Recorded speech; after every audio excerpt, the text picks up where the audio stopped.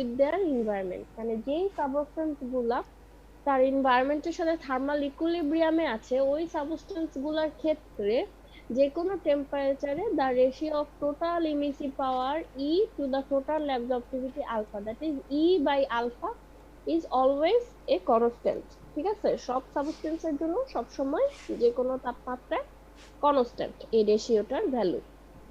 আচ্ছা, তাহলে কার্শফস লর স্টেটমেন্টের ডেরিভেশন করছে এরপরেই, সেটার জন্য হচ্ছে এই যে এখানে ফিগারটা আছে, দেখি ফিগারে কি ব্যাখ্যা দিচ্ছে। Let us consider a large radiating body of surface area capital A। তার মানে এই যে আমার একটা লার্জ রেডিয়েটিং বডি কাউন্ট করতে বলতেছে, যার সারফেস এরিয়া হচ্ছে A, which encloses a small body 1 of surface area A1, যেটা হচ্ছে একটা আম, একটা ছোট A1 এরিয়া স্মল বডি 1 কে এনক্লোজ করে রাখছে। ঠিক আছে, ফিগারে দেখানো আছে। Let the energy fall on the unit surface of the body। মানে হচ্ছে আমি এখন রেডিয়েটেন্ট এনার্জি ফল করাবো এই বস্তুটার ইউনিট সারফেসের উপর at the rate ইবি।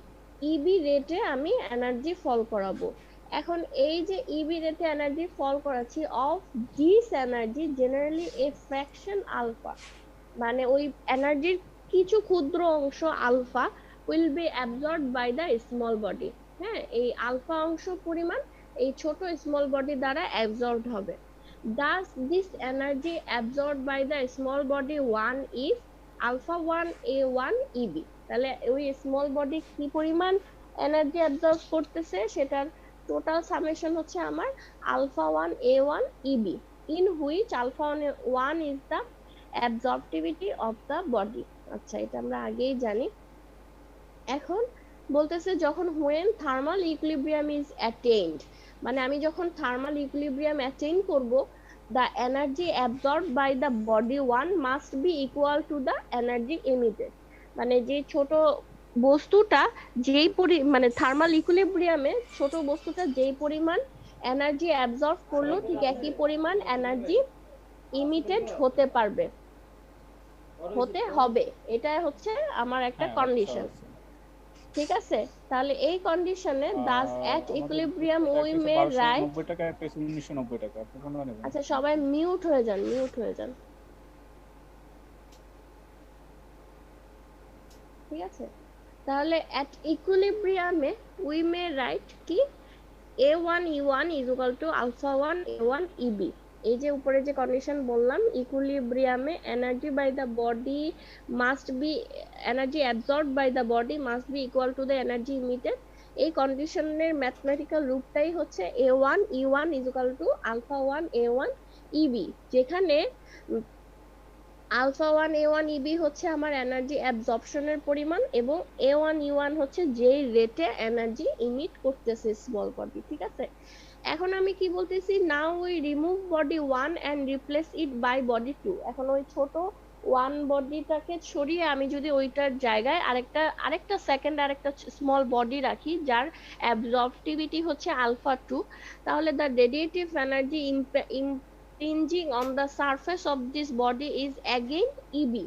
In this case we may write, মানে আবারও সেই একই কন্ডিশন অ্যাপ্লিকেবল করে আমি লিখতে পারি A2 E2 is equal to alpha 2 A2 EB, second বডিটার ক্ষেত্রে ইমিশন রেট এবং অ্যাবজর্পশন রেট। ঠিক আছে, এখন আমি এই দুইটা ইকুয়েশন যদি তুলনা করি, তাহলে এখানে কমন জিনিস হচ্ছে আমার ইবি। এই ইকুয়েশন থেকে আমি ইবি এর ভ্যালু পাই, এ ওয়ান কাটাকাটি হয়ে গেলে পাচ্ছি ই1 বাই আলফা 1। আবার সেকেন্ড বডির ক্ষেত্রেও ইবি এর ভ্যালু পাচ্ছি ই2 বাই আলফা 2। তাহলে কি বলতে পারি, এই যে আমার উপরে থার্মাল ইকুইলিব্রিয়াম কন্ডিশনে যতগুলা বডি আমি চিন্তা করি না কেন, এই যে তাদের কি, এই যে ইমিসিভ পাওয়ার এবং অ্যাবজর্পটিভিটি আলফা এর যে রেশিও, এটা সবসময় কি কনস্ট্যান্ট ইবি, তাই না? ইবি ইজ ইকুয়াল টু ই1 by alpha 1 is equal to ই2 বাই আলফা 2। মানে যতগুলা সাবস্টেন্স নিয়ে আমি কাউন্ট করি না কেন, আমি দিন শেষে ফলাফল পাবো কি ইবি কনস্ট্যান্ট, ই বাই আলফা এর রেশিও হচ্ছে ইবি কনস্ট্যান্ট। এই পর্যন্ত আমার এই যে স্টেটমেন্টটা আমি একটু আগে জানলাম, এই স্টেটমেন্টের ডেরিভেশনটা কি ক্লিয়ার, ডিরাইভ হয়ে গেল, ব্যাখ্যা দিয়ে ফেললাম আমি, হ্যাঁ। কিন্তু এরপরে উনি কাশ্যপস আর কি আরেকটা সেকেন্ড স্টেটমেন্ট দিছে। সেই স্টেটমেন্টের ব্যাখ্যাটা হচ্ছে এখানে যে as per definition of emissivity epsilon, ঠিক আছে। আমরা কি গত ক্লাসের কথা চিন্তা করেন, ইমিসিভিটির সংজ্ঞা অনুযায়ী পড়ে আসছিলাম। ইমিসিভিটি হচ্ছে গিয়ে কি, যে কোনো টেম্পারেচারে যে কোনো বডির ইমিসিভ পাওয়ার এবং ওই একই টেম্পারেচারে ব্ল্যাক বডির ইমিসিভ পাওয়ার, ওই দুইটা রেশিওই হচ্ছে আমার ইমিসিভিটি। তাহলে এপসাইলন পাইলাম হচ্ছে ই বাই ই বি, ঠিক আছে। তাহলে এটা পাওয়ার পরে এখান থেকে আমি আবার ইবি এর একটা ভ্যালু আবার বের করতে পারি এপসাইলনের সাপেক্ষে বা ইমিসিভিটির সাপেক্ষে, সেটা হচ্ছে ইবি ইজ ইকুয়াল টু হচ্ছে ই বাই এপসাইলন, ঠিক আছে। এখন একবার আমি পাইলাম এই ইকুয়েশন থেকে পাইলাম Eb is equal to E by alpha, আবার আমি ইমিসিভিটির সাপেক্ষে পাইলাম Eb is equal to E by epsilon, তাই না? তাহলে এই দুইটা ইকুয়েশন সিম্পলি ইকুয়েট করে আমি বলতে পারি কি, E by epsilon is equal to E by alpha, that is E যদি কাটাকাটি করে ফেলি তাহলে epsilon is equal to alpha, ঠিক আছে।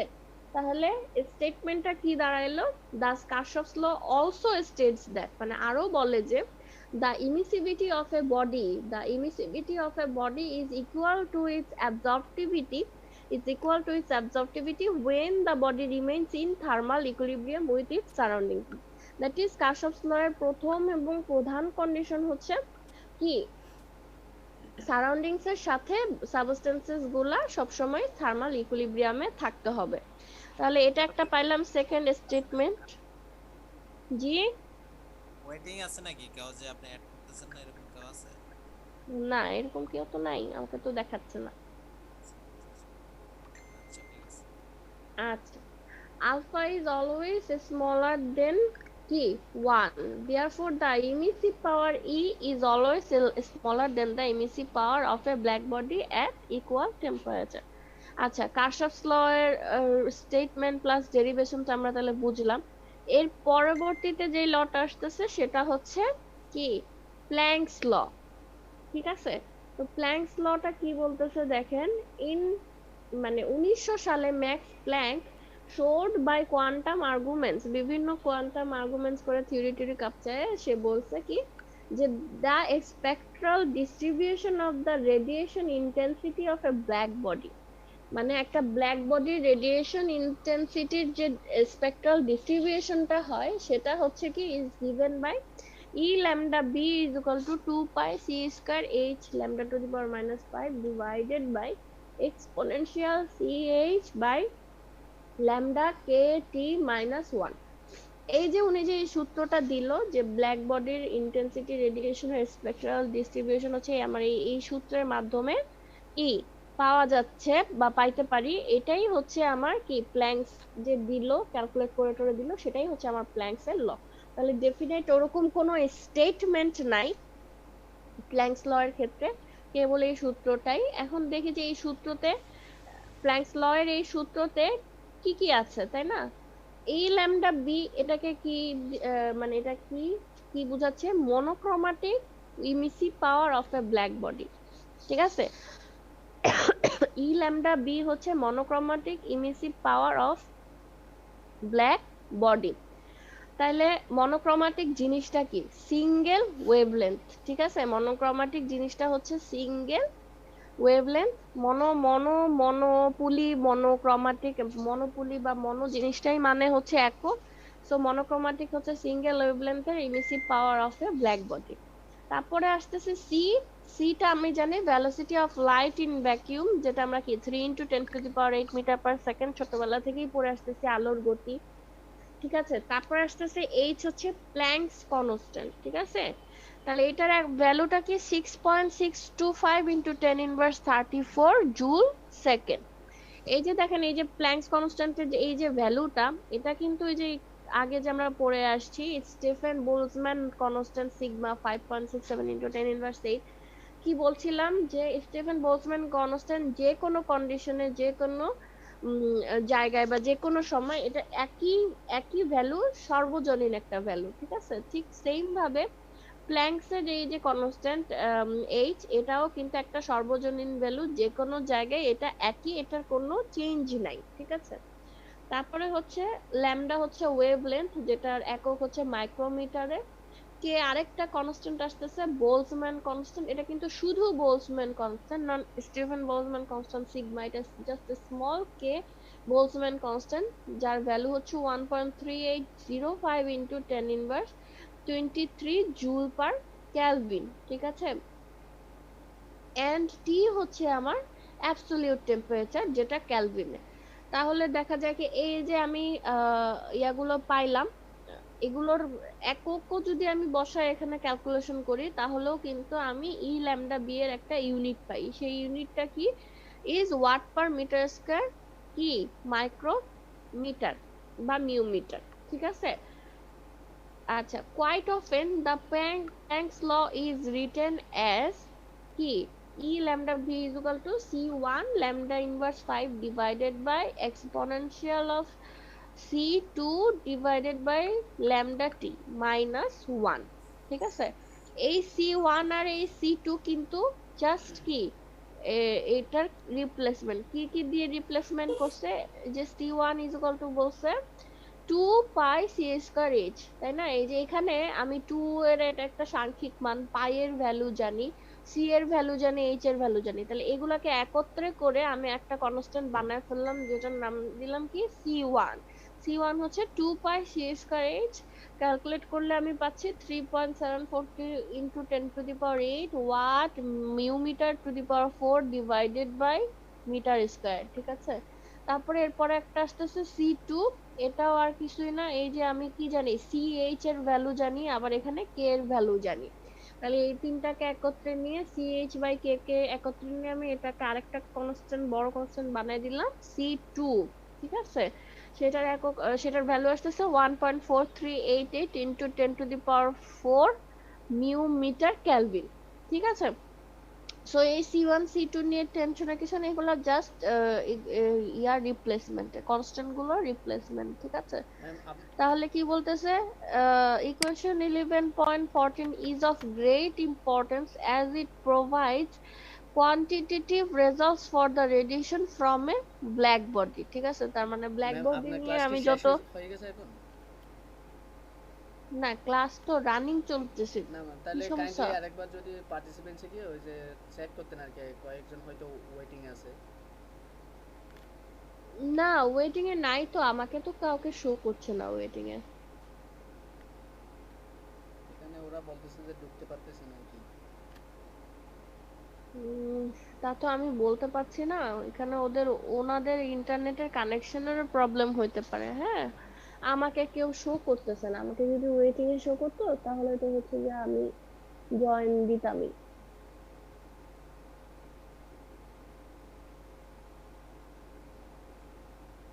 তার মানে কি, যে একটা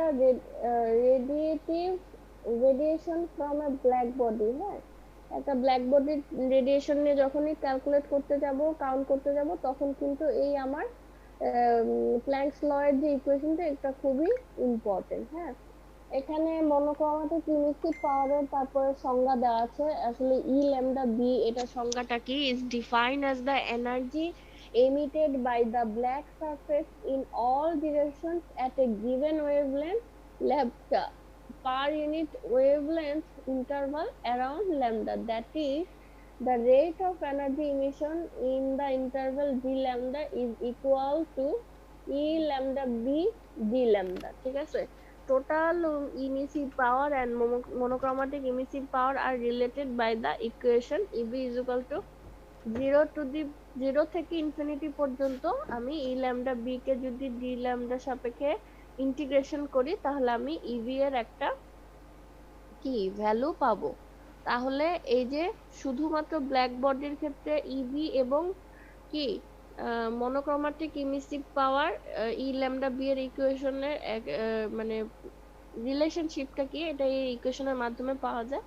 দেন আরো কিছু আছে যে variation of emissive power with wavelength, মানে ওয়েভলেন্থের সাপেক্ষে ইমিসিভ পাওয়ার কিভাবে ভ্যারি করে, এখানে তার একটা প্লট দেওয়া আছে, সেই প্লটের এগেইনস্টে কিছু কি বর্ণনা দেওয়া আছে, আপনারা এগুলো একটু রিডিং করবেন, ঠিক আছে। এরপরে একটা ল আসতেছে, সেটা হচ্ছে ওয়াইন্স ডিসপ্লেসমেন্ট ল, ঠিক আছে। এই যে এখন একজন আসছে। ওয়াইন্স ডিসপ্লেসমেন্ট লটা কি? In 1893 মানে 1893 সালে wine established a relationship between the temperature of a black body and the wavelength at which the maximum value of monochromatic emissive power occurs, ঠিক আছে। দেখেন 1893 সালে ওয়াইন একটা এস্টাবলিশমেন্ট করছে, সেটা কি? Relationship between the temperature of a black body, তাহলে একটা ব্ল্যাক বডির টেম্পারেচার আমি ধরে নেই capital T, and the wavelength at which the maximum value of monochromatic emissive power occurs, ঠিক আছে। তাহলে ম্যাক্সিমাম ওয়েভলেন্থটা যদি আমি ল্যামডা ম্যাক্স দিয়ে এক্সপ্রেস করি, তাহলে কি Wien's displacement law states that the product of lambda max and T is constant, ঠিক আছে। তাহলে এটার ইকুয়েশনটা কি দাঁড়াচ্ছে? প্রোডাক্ট মানে তো গুণফল, তাই না? Lambda max into T is equal to constant. এটাই হচ্ছে আমার সেই ওয়াইন্স দিস কি ডিসপ্লেসমেন্ট ল এর স্টেটমেন্ট, কি ল্যামডা ম্যাক্স ইনটু টি হচ্ছে কনস্ট্যান্ট, ঠিক আছে। এখন দেখেন এখানে আমরা একটু আগে প্ল্যাঙ্কস ল এর সেই ইকুয়েশনটা পড়ে আসছি, E lambda b is equal to কি, এই যে আমার সেই ইকুয়েশন। এখন এই ই ল্যামডা বি মানে কি মনোক্রোমাটিক ইমিসিভ পাওয়ার, হ্যাঁ, এটা কখন ম্যাক্সিমাম হবে?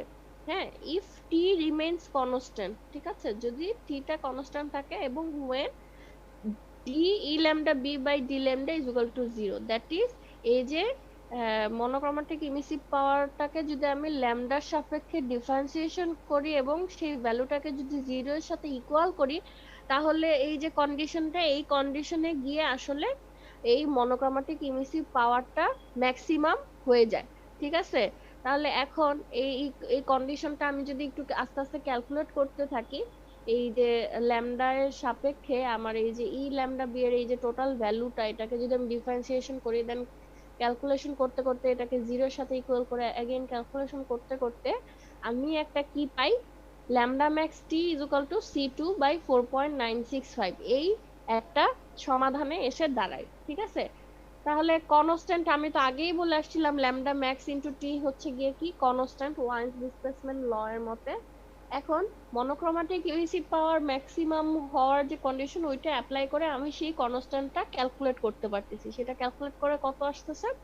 2898 মিউমিটার ক্যালভিন, অনেকটা ক্ষেত্রে 2900 মিউমিটার ক্যালভিনের কাছাকাছি। তবে কি lambda max T is equal to 2898 mu metre kelvin. এটা কিন্তু আমার একটা ইকুয়েশন 11.18, এটা আমার ম্যাথমেটিক্স এর জন্য খুবই ইম্পর্টেন্ট, ঠিক আছে।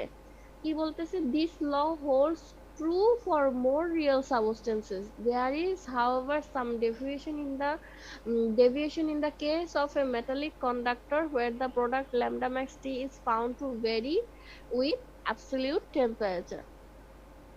It is used in predicting a very high temperature through measurement of wavelength, ঠিক আছে। এই পুরাটাই কিন্তু ম্যাক্সিমাম কন্ডিশনের জন্য, ঠিক আছে। এখন a combination of Planck's law and Wien's displacement law yields the condition for the maximum monochromatic emissive power of a black body. ওই যে একটু আগে আমি তো এটা কি ইকুয়েশন আকারে বললাম প্ল্যাঙ্কস ল, তাই না? এখন এটাকে এটার ম্যাক্সিমাম কন্ডিশনে কিন্তু এটার একটা এই সূত্রটার একটা সাংখ্যিক ভ্যালু পাওয়া যায়, মানে মনোক্রোমাটিক ইমিসিভ পাওয়ারের একটা সাংখ্যিক ভ্যালু পাওয়া যায় কিভাবে? এই যে আমি সূত্রের মধ্যে যদি সব ভ্যালুগুলা বসাই দিই, আমি তো C1 আর C2 এর ভ্যালু জানি, তাই না? এদিকে কি ল্যামডা ম্যাক্স এর ভ্যালু এখান থেকে বের করতে পারবো, তাই না? ল্যামডা ম্যাক্স এর ভ্যালু 2898 বাই টি, আবার আসতেছে ল্যামডা ম্যাক্স টি 2898 ইনটু 10^3, যেটা একটু আগে পাইলাম ক্যালকুলেশন করে। তো এটাকে পুরাটা ক্যালকুলেট করে কিন্তু আমি সংক্ষেপে পাচ্ছি ই ল্যামডা বি ম্যাক্স, মানে ম্যাক্সিমাম কন্ডিশনে monochromatic emissive power is equal to 1.285 into 10^5 T to the power 5 watt per metre square per metre wavelength, ঠিক আছে। তাহলে এটাও একটা ইকুয়েশন 11.19। তাহলে এই যে ইকুয়েশন গুলো মানে ম্যাক্সিমাম কন্ডিশনে মনোক্রোমেটিক ইমিসিভ পাওয়ারের একটা ইকুয়েশন পেলাম টেম্পারেচারের সাপেক্ষে 1.285 ইন্টু 10⁻5 T⁵ এটা একটা সংক্ষিপ্ত সূত্র। ধরেন ম্যাক্সিমাম কন্ডিশনে আপনাকে যদি আহ, আহ, মানে মনোক্রোমেটিক ইমিসিভ পাওয়ার বের করতে দেয়, একটা ম্যাথ করতে দেয়, তখন কিন্তু এই পুরা প্ল্যাঙ্কস ল শুধু শুধু ক্যালকুলেট করে বিশাল বড় করে ক্যালকুলেট করার দরকার নেই। সরাসরি এই সূত্রটাও যদি বসায় দেন তাহলে আপনার বেশ তাড়াতাড়ি হবে ক্যালকুলেশন, তাই না? যদি টেম্পারেচার দেওয়া থাকে তাহলে ইজিলি এই সূত্রে ফেলে কি মনোক্রোমেটিক ইমিসিভ পাওয়ার ম্যাক্সিমাম কন্ডিশনে বের করা যাবে। তেমনি ভাবে এখানে ল্যামডা ম্যাক্স বা টি যে কোনো একটা প্যারামিটার দেওয়া থাকলে বাকি আরেকটা প্যারামিটার এই ইকুয়েশনটা ইউজ করে পাওয়া যাবে। পরবর্তীতে এই যে প্ল্যাঙ্কস ল, এই সূত্র, তারপরে এই সূত্র, তারপরে এই ইকুয়েশন, এগুলো ইউজ করে আমরা কি করব, ম্যাথ করব। ঠিক আছে, এই যে দেখেন যেমন এখানে আছে এই যে ল্যামডা ম্যাক্স টি 2898 নিউ মিটার কেলভিন, দেন আছে হচ্ছে প্ল্যাঙ্কস ল এর ইউজ আছে। ঠিক আছে, তো আমরা এই এই যে তারপরে এই ম্যাক্সিমাম কন্ডিশনে যে ইকুয়েশনটা ইউজ করে আমরা ম্যাথ করছি, এগুলো আমরা আস্তে আস্তে করব নেক্সট ক্লাসে। জি আজকে এইটুকুই থাকুক। আচ্ছা ঠিক আছে ম্যাম। আচ্ছা।